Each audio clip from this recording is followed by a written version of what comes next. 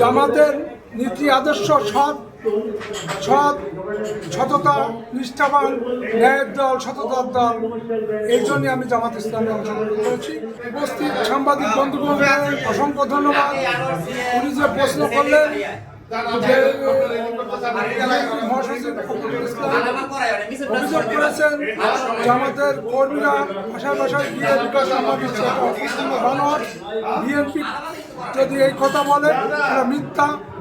জামাত ইসলাম কখনো কাউকে টাকা দিয়ে ভোট কেনার ব্যবস্থা করে, জামাত ইসলাম আদর্শ নিয়ে ভোট কেনার ব্যবস্থা করে। জামাত ইসলাম এমন একটি দল যে দলে কোনো দ্বিধাদ্বন্দ্ব নেই। কোনো এক দল প্রার্থী হলে সেই দলের বিদ্রোহী প্রার্থী থাকে জামাত ইসলাম। আর জামাত ইসলাম যে বিকাশ নম্বর নেবে আদৌ এরকম কোনো কথা না, হয় না। জামাত ইসলাম টাকা দিয়ে ভোট কেনে অন্য দলের প্রার্থীরা। জামাত ইসলাম সুন্দরভাবে মানুষের যায় বুঝাইয়ে ভোট নেই, টাকা দিয়ে ভোট। জামাতের নীতি আদর্শ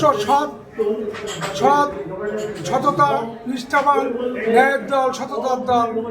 এই জন্যই আমি জামাত ইসলামে অংশগ্রহণ করেছি।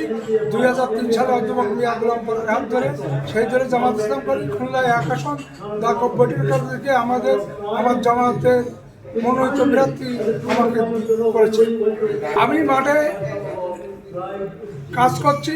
জামাতের তৃণমূল পর্যায়ে উচ্চ পর্যস্ত সবাই আমার পক্ষে কাজ করতেছে, ব্যাপক সাড়া। আমার ধর্মের যারা আছে তারা, আমি যদি নির্বাচিত হতে পারি, দেশে 2.5 কোটি হিন্দুর কথা আমি সংসদে যে বলবো, 2.5 কোটি হিন্দু যাতে ভালোভাবে থাকতে পারে তার ব্যবস্থা।